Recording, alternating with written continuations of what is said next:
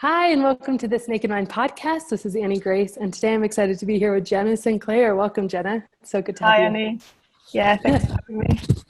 So Jenna is, I love this title, a positive psychology existential life coach, which is just so cool. But you know me, I always like to start with the story. So I'd love to, start there, like back up, and why don't you give us your personal story? Thanks, Annie. Yeah, so I guess it all started when I was a child, as most stories do. And I grew up in pubs with my mum. And she was a single mum, and it was kind of normal for me to hang around in pubs and drink a Coca-Cola and be friends with all the people there. And she would be drinking, and that was normal. And then, slowly I would kind of see her crying at the end of the night, and she'd have to be kind of carried home by some of the local people. And then I kind of started to realise around 9 or 10 that drinking had a bit of a dark side. But as a kid, it was still kind of normal. And then I got to about age 13 and I started to smoke weed, and that was great. It was like an escape and a relief. And my mum was still drinking, and I was thinking, I just don't want to be that. I don't want to drink because that is what drinking looks like. So I just smoke. And this is cool. I still know what I'm doing, but I'm still fairly out of it. So that's nice. And then I got to 17, 18, and everyone was going to college and going out, and I started drinking. And then that was it, really. Blackout started from there. I was the one who people were having to look after quite a lot, and, oh my God, Jenna, do you remember what you did last night? No, tell me. And then, just that dreading, what are they going to say? And that carried on for about, well, I don't know, until I was about 24. And then I met someone who I really liked, and I decided that it was time that I sorted it out, because the drinking was causing problems in the relationship, and funnily enough, I was turning into my mum, and I was coming out with quite a lot of horrible things when I was drunk that was just completely not who I was when I was sober. And that's what she used to do. And she came out with some really, really horrible, cutting stuff that is, deeply wounding, deeply scarring. Things like, I wish I'd never had you, I hope you get cancer, things like this that are just kind of, you feel like they're unforgivable. I wasn't coming out with things to that extent, but they were still pretty horrible compared to who I was as a sober person. So I decided to get some counselling in order to save my relationship. At the same time, my mum was into healthy eating, and I grew up on a really healthy diet, and she was always reading, and still is now, health magazines, nutrition magazines. So I was quite into all of that. So I decided to start a food blog when I was about, 22. Sharing recipes and promoting nutrition and well-being, but at the same time I was like getting smashed and having blackouts. So, and also another reason I wanted to start the food blog was because I was super conscious about my weight. So I'd be there like, oh no, I can't drink beer, I can't eat bread, I can't eat pasta, no carbs, no sugar, but then I would drink loads and loads and loads and loads of booze, and that was fine. And then all the eating that came with that, the second dinner, the eating a big meal to line the stomach, the hangover food, and the blackout binge eating. And that was my kind of big crux, really. So then I started to go to counselling, and I was explaining to him that I felt like there was two people inside me. So one was this healthy eating advocate, super into being healthy and super into personal development. I was reading self-help books from the age of 12, really into consciousness and spirituality, and what the hell is this experience that we're having? But at the same time, just getting blackout drunk and wasting it, and becoming this secondary person who completely wasn't me. So therefore, I kind of I realized now that was my initial entering into the cognitive dissonance stage, and it's horrible. Like you say in your book, you're fighting yourself, and there's nothing worse than fighting yourself. So I did that for about 5 years. Meanwhile, I was trying to tell my friends and things like, oh, I want to stop drinking, and then why don't you just, all the sentences that start with why don't you just, or can't you just, really piss me off. But I understand now where they're coming from, and can't you just alternate your drinks with a glass of water, just have 2, drink max? Can't you just not drink spirits, or not drink shots, or go home at 12, whatever? No, not possible. So I then did a Sober October challenge. I was thinking, okay, that sounds good. That's like an organised thing that everyone seems to accept is okay. When everyone was like, I didn't know anyone that didn't drink at this point. All my friends, best friends, boyfriend, big drinker. And so I felt a little bit like, okay, well, this will be a good way to try sobriety. Previous to that, I did a 10-day water-only challenge, which was really nice. But we did the Sober October, me and my ex-boyfriend, and it was lovely. It was super lovely. We did the 5K colour run. So we got into fitness. We just did loads of really fun activities. And at the end of it, we were like, right, well, it's day 30. Let's go to the pub then. And we were like really reluctant to have the drinks that we had ordered because we didn't want to spoil this amazing feeling we had. Yet we were thinking we had to celebrate this period. Yeah. And it, looking back, I have total compassion for who I was then, but we couldn't understand. And that night we got really, really, really smashed, and I had one of the worst hangovers ever the next day.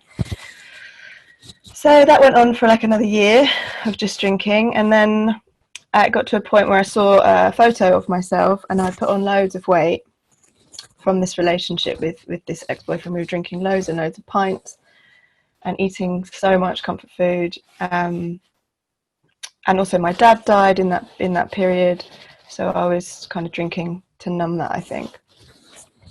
Anyway, I saw this picture and I thought, right, no, something's got to change here. And so I did 5 weeks of sobriety in January 2017, and it was great. And then I broke up with my ex-boyfriend, and I managed to not drink through the breakup. I thought, okay, that's cool. So not drinking during a hard time, that means that it's kind of easier than I imagined it would be.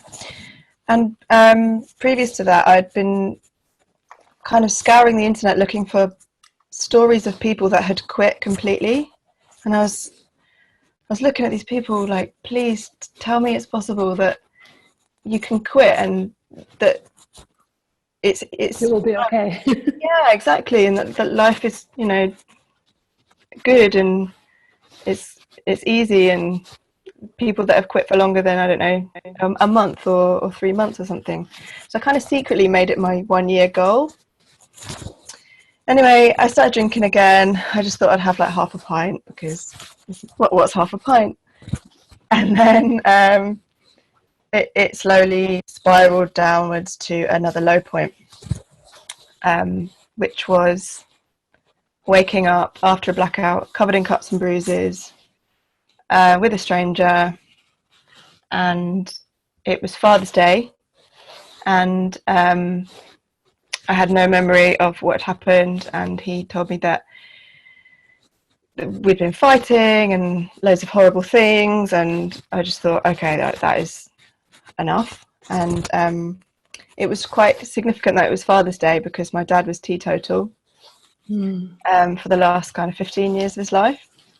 So, and he did spontaneous sobriety. So I was like, yes, Dad, right, cheers. I'm gonna stop here. So from then That on, gives me chills. That's so cool. yeah, I love that synchronicity. And then I decided to just quit. So in that period, I ended up doing 95 days. And funnily enough, and I love to pay attention to all these little signs and symbols and magical synchronicities. I met this woman who was on one of my tours. I used to be a tour guide taking international students on trips around major cities. And I don't know how we got talking. I guess my job was to talk to everyone. But we started talking about how she was mentoring women in prison who were incarcerated for their crimes but had no memory of committing them. And I thought, okay, because I studied criminology at uni, so I was thinking I'd like to work in a prison one day. And I was thinking, wow, that is really, really quite amazing. Because I've had so many blackouts and so many periods of near misses, falling backwards into a river, drink driving, being kicked out of clubs and police being called, just horrible stuff. Leaving the house at 3 a.m. wearing nothing but a towel and bare feet and just wandering the streets of Brighton like a mad woman.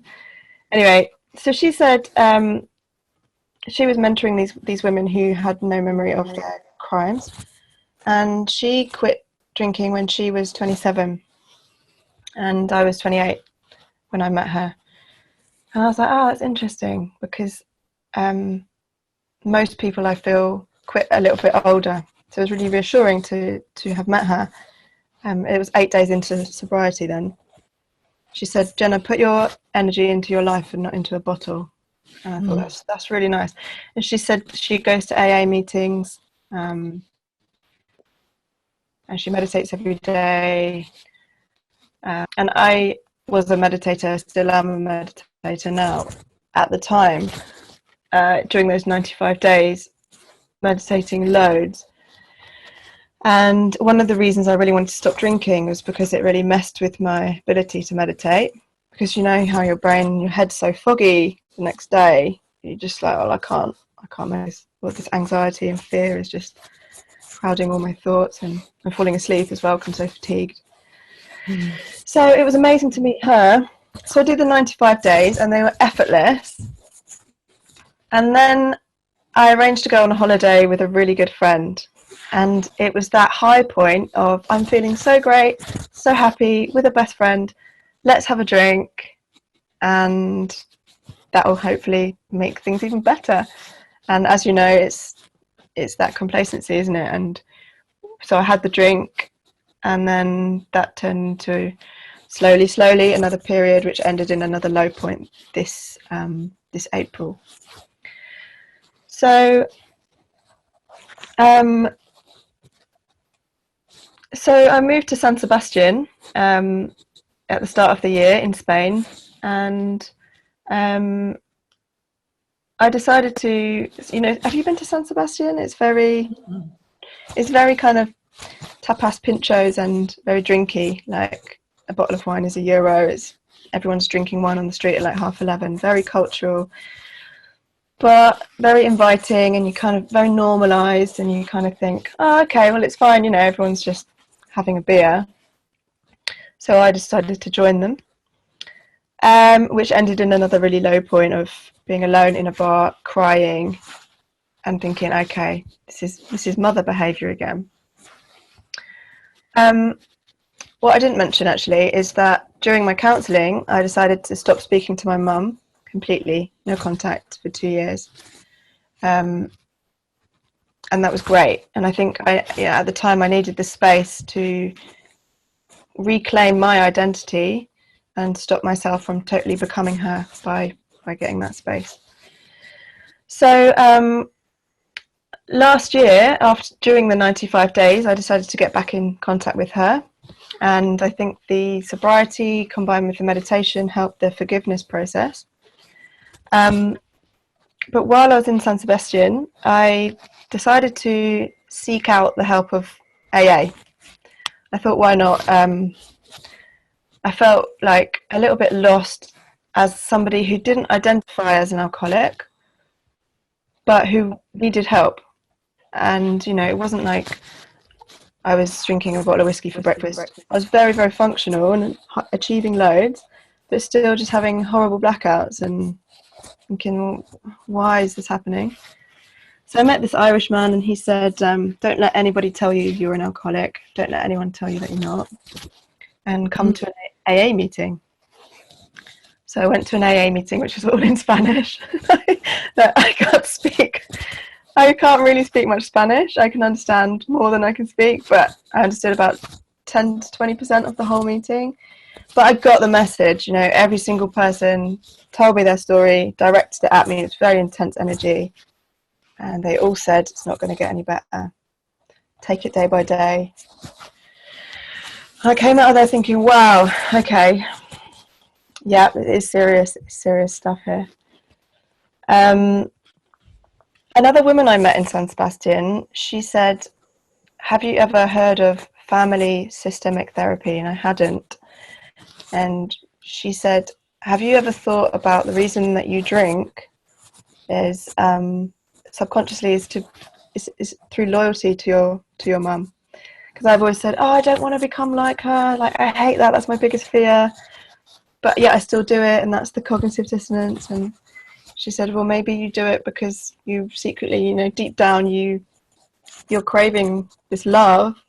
So you're kind of trying to prove that you're like her, and you're too scared to be separate from her. That was a real aha moment. And I thought, yeah, it is. I think it could be one of those reasons.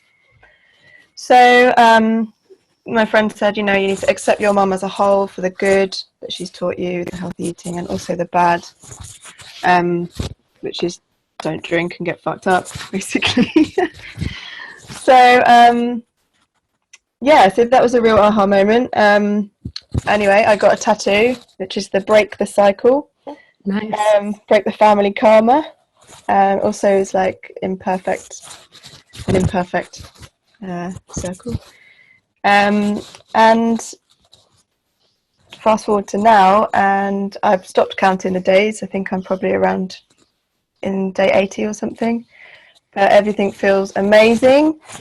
And I've just been on holiday with my mum, which is the first sober.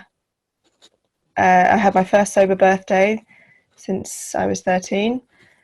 So it's in 16 years. And it's the first holiday I've been on with my mum since I was, 14. Wow. So it's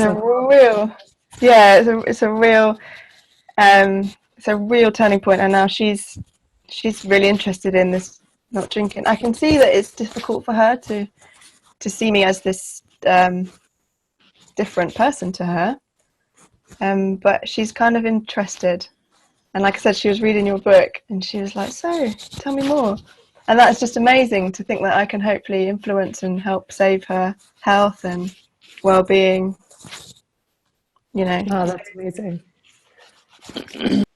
So that's where I'm at right now. That's really cool. So I love some of the things you said. I love, put your energy into your life, not the bottle. I think that's really a cool thing. I hadn't heard that before. And it's just so true. We put so much energy into drinking or not drinking, or am I, aren't I, when should I, and like just to reframe that entirely and be like, look, we have a finite amount of energy. Actually, we have significantly more when we're not poisoning ourselves. So, putting it into just like, what do you really want to do? Do you want to really be? What do you want to become? That's really cool.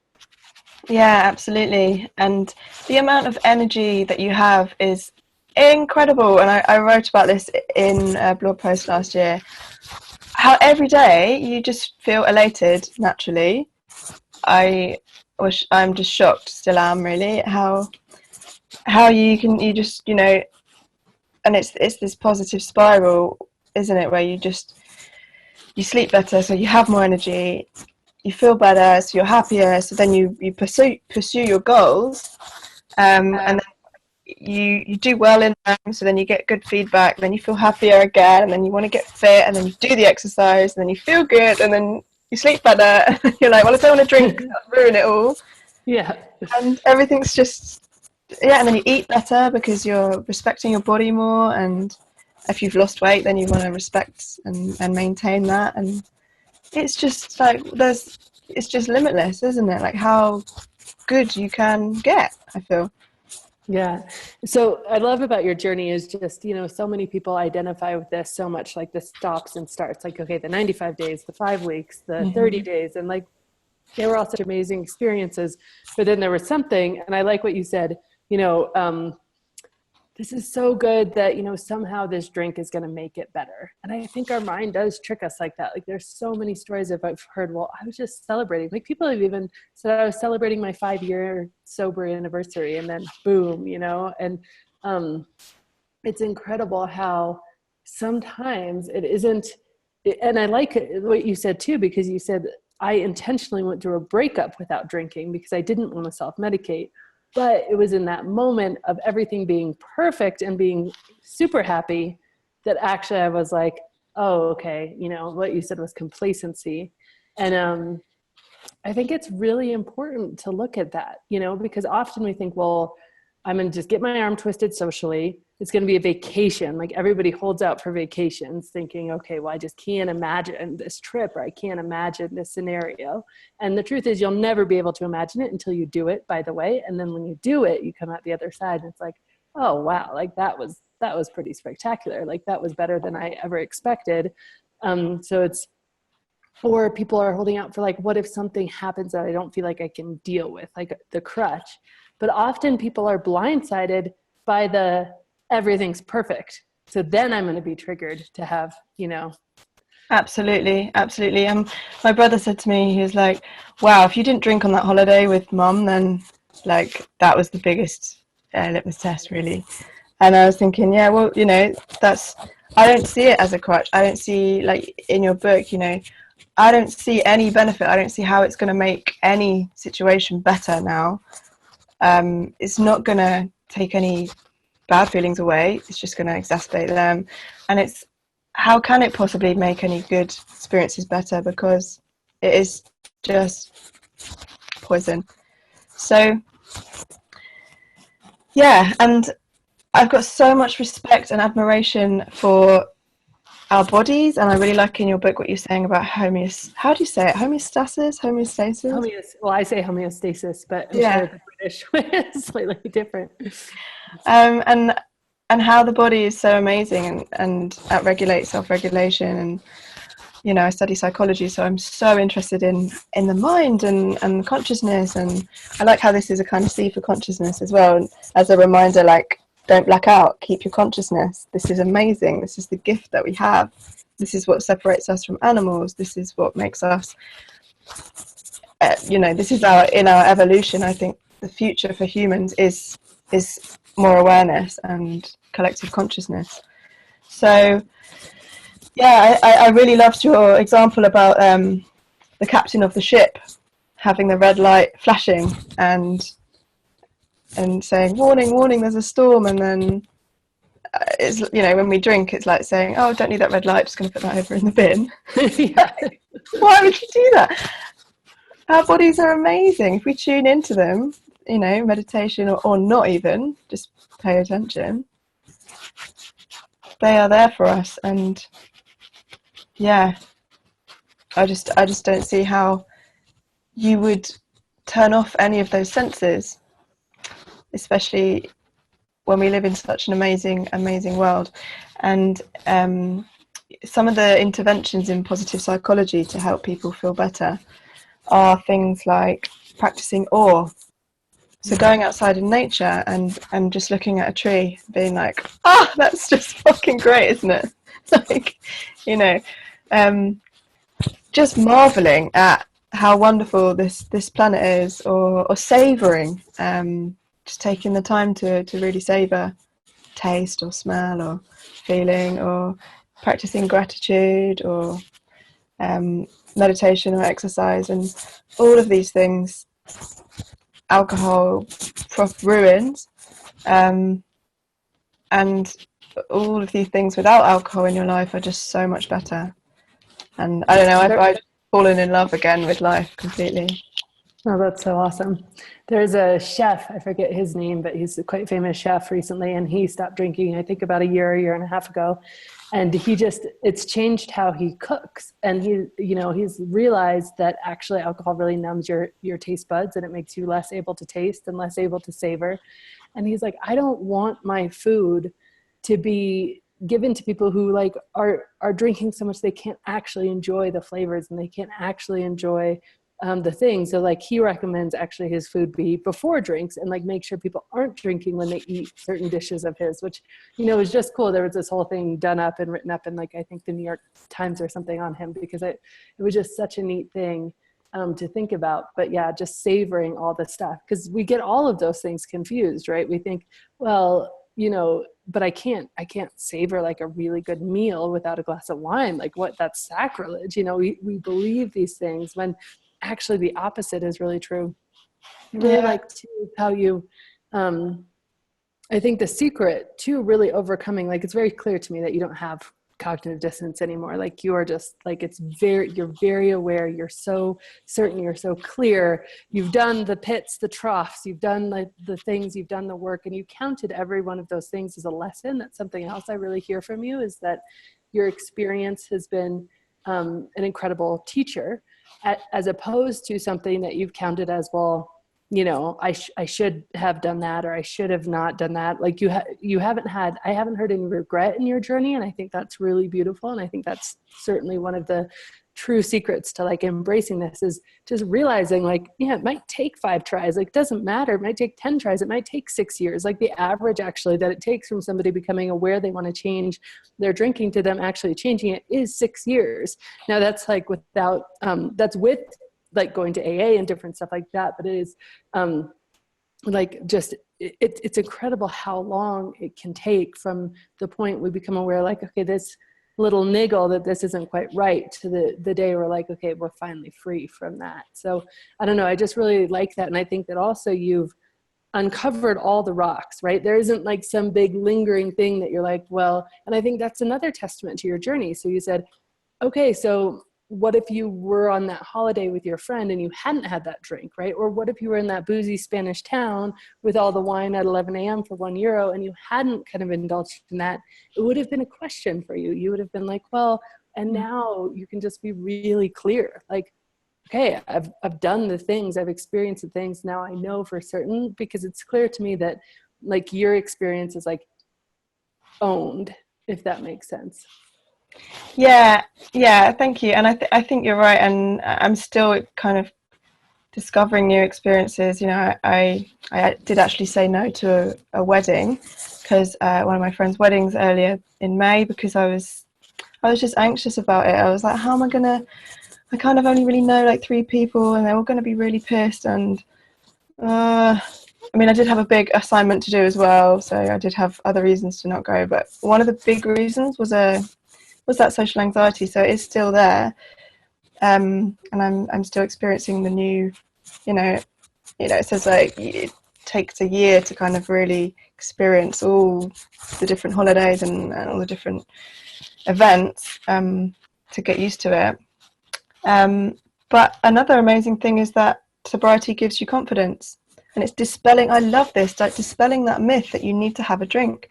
And I love what you were saying. I really related to what you were saying in your book about, like you'd fly around and it would be different time zone, and you'd be like, well, it's 5 o'clock somewhere, that kind of thing. And I was the same.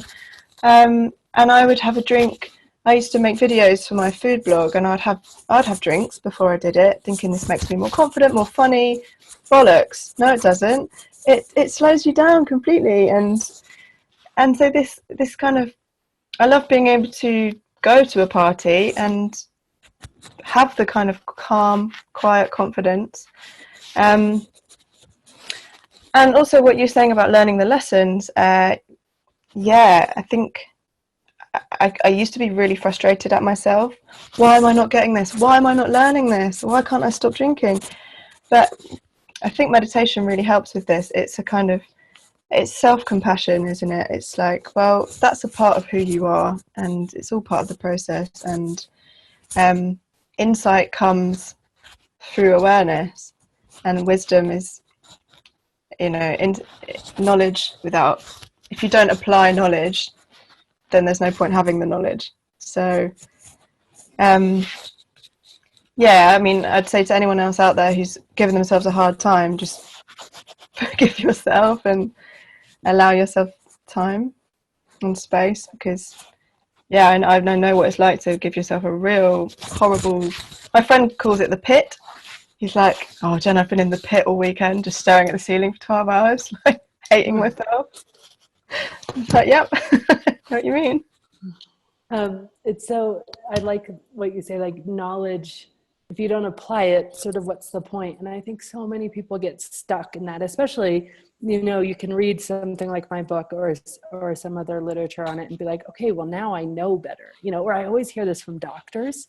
There's a lot of doctors in my program, and medical doctors, nurses, and they're like, I see this every day, like I know better. And it's like, well, knowing isn't enough, like you have to take action, you have to have the experiences, you have to allow yourself to actually go through the situation. There was an instance where I was talking to someone and she was really socially anxious about that first date, and she's like, I don't think I'm ever going to be able to let go of the fact that I would want alcohol on a first date, because it just like would relax you so much. And we really explored that, and we really looked into the fact, well, it might relax you, but how has it gone in the past when you relaxed on a first date with alcohol? And she's like, yeah, not good. And I'm like, and you're not, like you're single now, so obviously like nothing really tangible has come from that.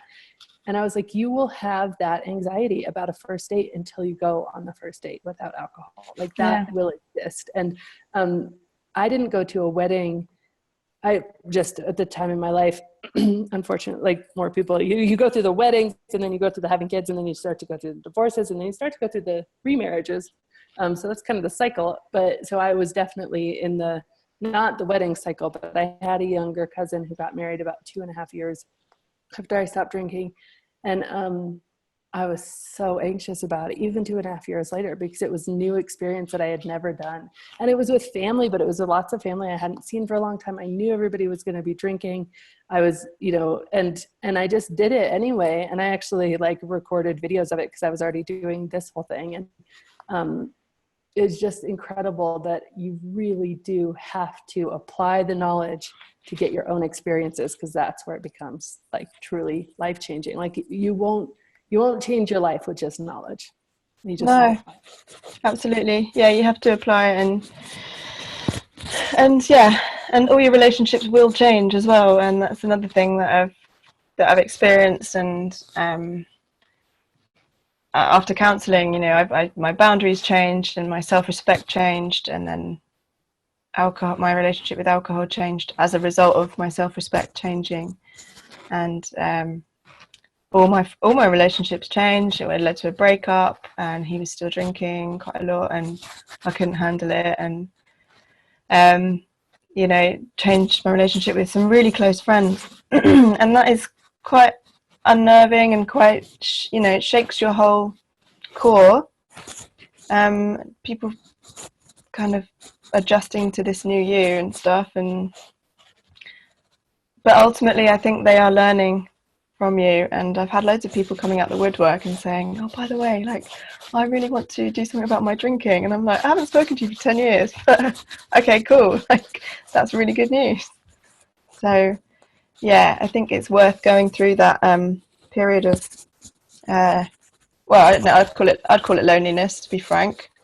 And I felt a little bit isolated when I first stopped last year, but now I feel comfortable going out with my friends who do drink and saying, you guys carry on, like I respect everyone is on their own journeys with whatever, and some will never stop, and that's cool. Yeah, for sure. So 2 more questions for you for the podcast. Well, first of all, is it your birthday today? It was last week. Oh, okay, when we rescheduled. Okay, well, happy birthday anyway. Thank you very much. But the first question is, a little bit about your work and where people can find you. Yeah. So I'm on livingintentionally.co.uk, which is my coaching website. I've also got a Facebook page that I've been sharing videos with some insight on there. I've got a food blog called Raw Rhubarb. So I've been doing collaborations with Jamie Oliver for the last few years as a food revolution ambassador to kind of try to help childhood obesity and just change the way the world has access to food education. So that's what I'm doing at the moment.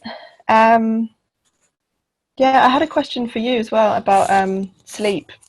Yeah. And how, because when I stopped drinking, I was thinking, okay, I'm exercising way more, so I'm going to sleep really tired, but I'm waking up after like 5 or 6 or 7 hours, like being ready to go, refreshed.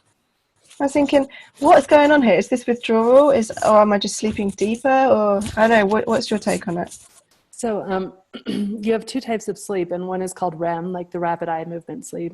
And alcohol pretty much disrupts your ability to get REM sleep. And it just means that you never go into a deep enough cycle.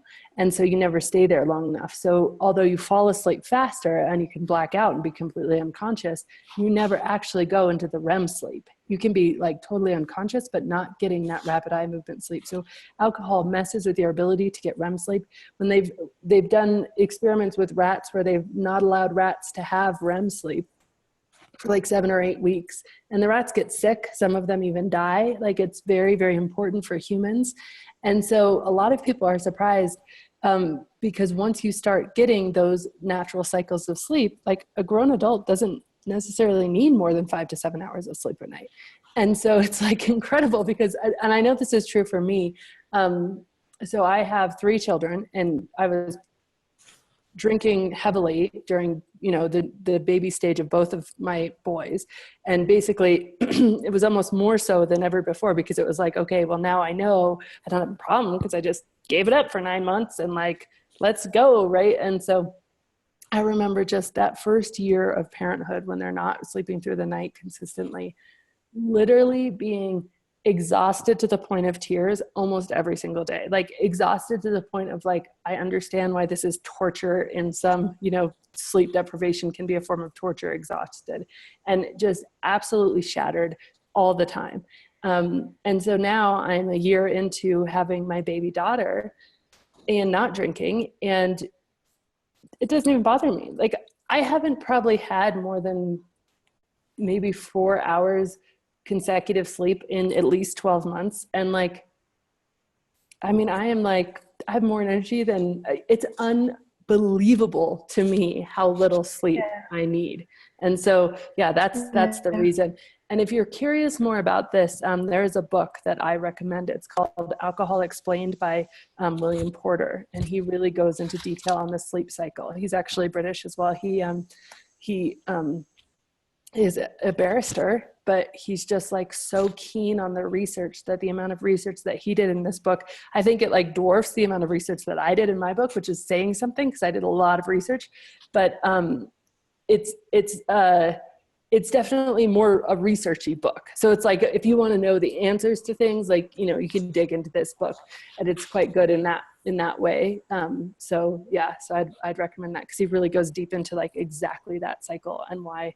Like, it's incredible though. It's such a cool thing. And so people, I know lots of people who like just they wake up at 4 or 5 in the morning because they just feel like, wow, it's peace and quiet. It's before the day begins. I like to watch the sunrise. Like, they've discovered this whole period of time, that early morning time where, before it was like, and I had some hangover about it mentally, where it was like, but I should be asleep. But I used to like cling to my bed like so desperately, at least until 8 in the morning or whatever time. And so I had this just like, imagine that I was just doing myself such a disservice getting out of bed. And once I just let go of that BS, then it was like, okay, like this is actually awesome because I just need less sleep, and I have just as much, if not more, energy.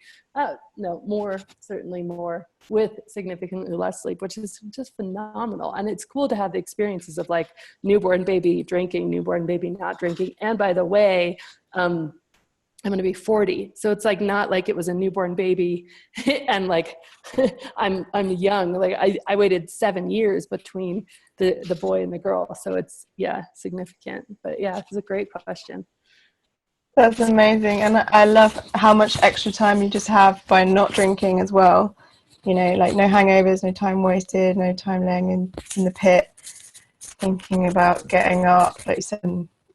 You just got all this energy and extra time, and it's just like everything's coming back twofold. Yeah, and it's Tenfold. just Amazing. incredible how we just all kind of almost suffer in silence. Like, I love that your friend talks to you about the pit and you guys kind of have a chat about that, but it's funny to me that like we just didn't. I mean, I feel like now, obviously I talk to people about this all the time, but before, especially when I was drinking, it was just, we all just suffered in silence. And it wasn't until I started talking about it that other people were like, oh my gosh, me too. I was like, wow, we're just all thinking we all have to do this. We're all keeping up with each other. It's like the emperor's clothes or something, where it's just, you know. Yeah, it's just no one questions it, isn't it, really? And yeah, so I love what you're doing, and I love your message and your deconditioning, and how, yeah, I think it's so essential. And I love that people can fall in love with life, you know, and just discover the need, the lack of need to drink. Awesome. So one last question for you, Jenna, which is a question I always end on. So if you were going to go back and tell yourself, you know, go back in time and just have a chat with yourself, you know, what would you tell Jenna of being afraid, being alone, not knowing if it was going to work, being scared? Like, what would you tell her about how life is today? I'd say you have no idea how amazing it's going to become if you just stick with listening to that little voice that is telling you that it's not right to keep drinking, because it was a very innate kind of feeling of this isn't right, and it had been for ages. I was with my friends and they'd be like, right, okay, we're going to get vodka, and I was just dreading it. You know, I started dreading nights out, thinking, oh, what the hell's going to happen tonight? And so, but society kind of muted that voice. So I guess it's just remember that nothing's permanent, everything's always changing. Have compassion to where you are now, and you're in the perfect place that you're supposed to be. Exactly, I believe it unfolds perfectly. Pay attention to the signs and synchronicities, and yeah, life is absolutely fantastic without alcohol, and I've experienced it full on both ways. So, and I can say it's so much more fun, it's so much more thrilling, everything is better, all senses are better, everything's more exciting, all the feelings are real. It's just so much more money, so much more sleep, so much more energy. Like, it's just amazing. I just want to shout it from the rooftops. That's so awesome. That's so cool. Well, thank you so much, Jenna. It's been just such a pleasure. I really appreciate it. It's been a great chat. Thanks, Annie. Yeah, you too. All right. Have a good day. Thanks, you too. Bye-bye. This has been Annie Grace with This Naked Mind podcast. Thank you so much for listening. You can learn more at thisnakedmind.com. And please remember to rate, review, and subscribe, as it really helps us spread the word.